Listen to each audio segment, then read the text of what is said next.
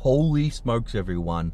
On the road today, but I need to give you this urgent update of what's happening with the economy, what's happening with new economic data, and also what's happening with the banks. Now, first things first, we just got a report from Bloomberg that repeat bankruptcies are rising at their fastest pace since 2009. So we're starting to see in the debt markets for the banks and also for consumers and businesses, we're starting to see those bankruptcies tick up right now. Because again, what happened in 2020 and 2021, the banks didn't, default on anyone. They didn't take anyone to bankruptcies court. There was pretty much no bankruptcies at all. But now that things are getting back to normal, the banks are losing lots and lots of money. Their deposits are being taken out. Banks are now starting to tell people, pay up or we're going to default on you and we're going to send you to bankruptcies court. So that's something that's very, very worrying that's happening in the economy right now. And I think this trend is only going to accelerate because what a lot of people think is interest rates are going to get slashed at the end of this year. They're going to start cutting 1% when I don't think that's what's going to happen at all. And this leads me to my next topic I want to talk about as well that's connected with this is the latest CPI report.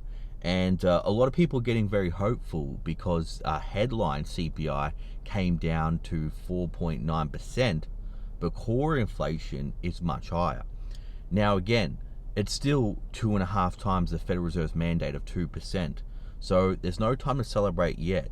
There's no time for the Federal Reserve to start cutting interest rates. And what the market's betting on is, the market's betting on, one, we won't enter an official recession, even though we're in a real recession right now. And two, they're betting that the Federal Reserve is going to start cutting interest rates before inflation starts to fall to below 3%, etc.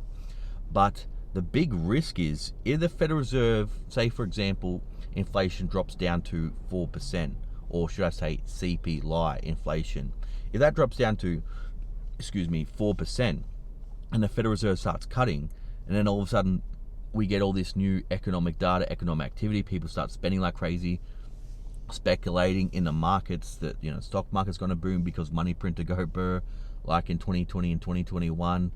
Well, that's just going to make inflation surge even higher again. So the Federal Reserve, I think they're aware of this, and they're aware of the mistakes of the 1970s when they lifted interest rates, and then as soon as inflation started to go down, then they slashed them in half pretty much, only for inflation to surge even higher than the previous cycle. Now that's another thing you need to know about.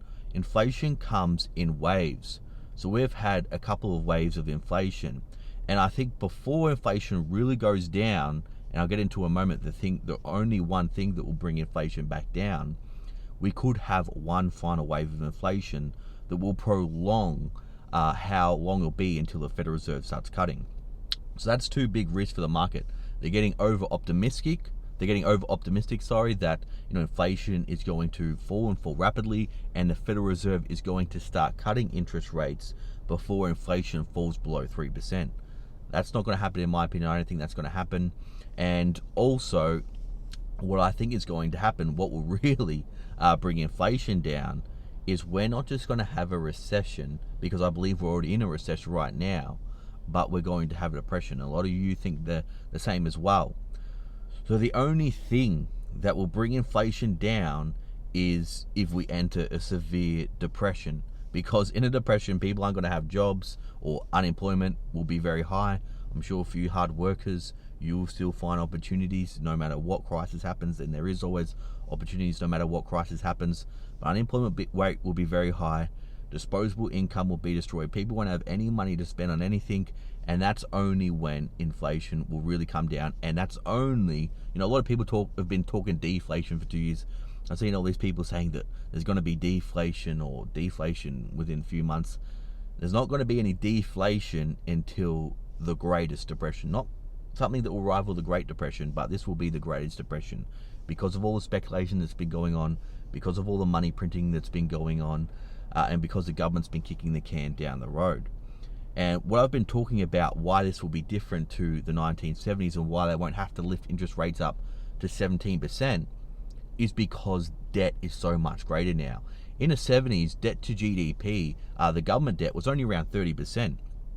Now, The government debt to GDP is around 120%. So it's about 4 times greater. So for example, 5% interest rates right now would be comparable to 20% interest rates in the 1970s. Also, what we're going to see and what we are seeing now, consumer spending is falling, and this is going to hurt companies' earnings. Also, Warren Buffett came out over the last weekend when he had the Berkshire Hathaway meeting, and he warned that all this spending that we've been seeing in the economy for the past year or two, it's going to come to a halt, and he sees himself, and he's one of the best people to get a gauge on the economy because of the amount of companies he owns. He's saying there's not looking good for the economy at all. Now, also too, the bank issue that's been going on right now, they're not out of trouble yet. I think we're in a calm before the storm for the banks. The bank stocks have been flat lately, but also too, if people think that the Federal Reserve, even though I think they're wrong, will start cutting interest rates, that's bad for bank stocks because then their interest margins go down. So the banks are still in big trouble, but I think we're just in a calm before the storm.